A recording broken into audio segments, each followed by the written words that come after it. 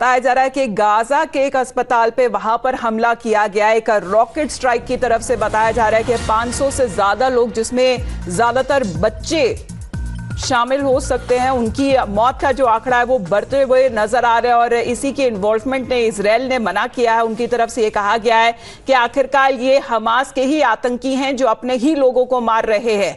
ये नेतन्याहू की तरफ से बयान सामने आते हुए नजर आ रहा है। वो कह रहे हैं कि आईडीएफ की तरफ से ये रॉकेट स्ट्राइक नहीं हुआ है। ये जो ताजा हमला और उसकी तस्वीरें आप देख पा रहे हैं, ये अल अहली बैप्टिस्ट अस्पताल है। अस्पताल में कई मरीज थे जो पहले से ही मेडिकल ट्रीटमेंट के लिए वहां भर्ती थे, और अस्पताल के ऊपर एक रॉकेट स्ट्राइक होता है देर रात तक, और उसकी जो तस्वीरें सामने आ रही है, बताया जा रहा है 500 से ज्यादा लोग उनकी मौत हो चुकी है। ये जो तस्वीरें आ रही है ये विचलित कर सकती है और परेशान कर सकती हैं।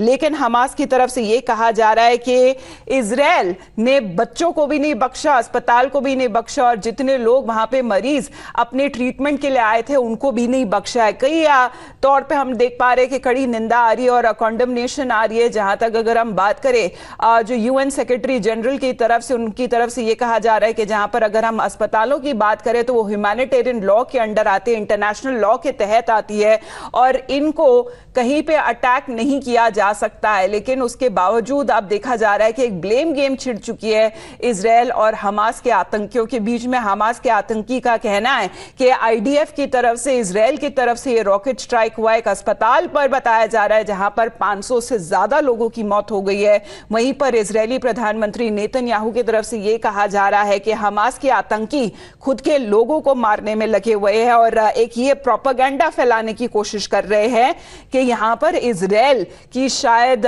कोई इन्वॉल्वमेंट हो। इन्वॉल्वमेंट को डिनाई करते हुए फिलहाल इजराइल नजर आ रहा है। और ये कुछ घंटों पहले की ही बात है, जहां तक हम देख पा रहे हैं कि जो अमेरिकी राष्ट्रपति है जो बाइडेन, वो रवाना हो चुके हैं इजराइल के लिए। उससे पहले बताया जा रहा है कि ये जो आतंकी हमला हुआ है, ऋषभ हमारे साथ जुड़े हुए हैं। ऋषभ, जो तस्वीरें आ रही है रॉकेट स्ट्राइक की, अब इसी के ऊपर ब्लेम गेम जारी है। इजराइल कहता है कि हमास ने आतंकियों को अपने ही लोगों को मारने की कोशिश कर रहा है। देखिए, जो अभी गाजा में हो रहा है वो एक तरीके से नैरेटिव और इंफॉर्मेशन वॉर की तरह भी है। देखिए, हॉस्पिटल के ऊपर स्ट्राइक हुई है, रॉकेट फटा है, 500 लोगों की जान गई है, ये यूएन एजेंसीज ने कंफर्म किया है।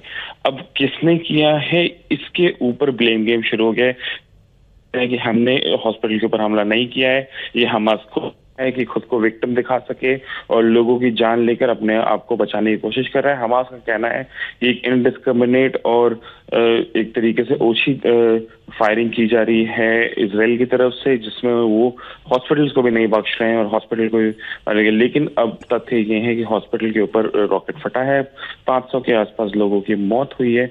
अब किसने किया है, कब किया है, ये जांच का विषय है। लेकिन इस वक्त जो गाजा में हो रहा है वो एक ह्यूमैनिटेरियन क्राइसिस है।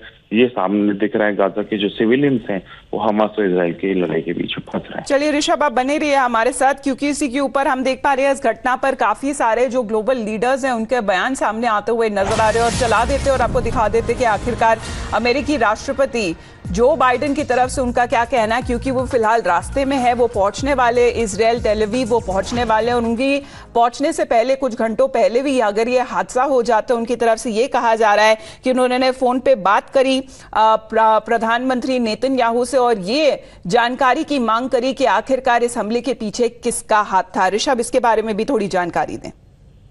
देखिए, बिल्कुल सही बात है। अभी जो बाइडेन भी आने वाले हैं। आज अमेरिका नेतन्याहू को भी समझना है कि जिस तरीके से अभी एक वैश्विक सपोर्ट मिला हुआ है इजराइल को, इन चीजों के बाद अगर ऐसा ये तथ्य सामने आता है कि इजराइल ने ऐसा किया है, वो एक प्रॉब्लम हो सकता है। हमने कल ही सुना है जो बाइडेन को भी कहते हुए कि अगर गाजा स्ट्रिप के ऊपर कब्जा किया जाता है तो वो एक बुरी चीज होगी। तो नेतन्याहू को भी ये समझ में आ रहा है कि जब जो बाइडेन आ रहे हैं, कल हमने देखा ओलाफ जो जर्मन चांसलर है वो आए, उसके अलावा भी कई विश्व के बड़े बड़े नेता इजराइल आ रहे हैं और पहुंच रहे हैं। इस बीच अगर ऐसा कुछ सामने आता है कि इजराइल ने एक हॉस्पिटल के ऊपर बम गिराया और 5 लोगों की मौत हुई है, तो वो एक नैरेटिव वॉर में इजराइल के लिए झटका होगा।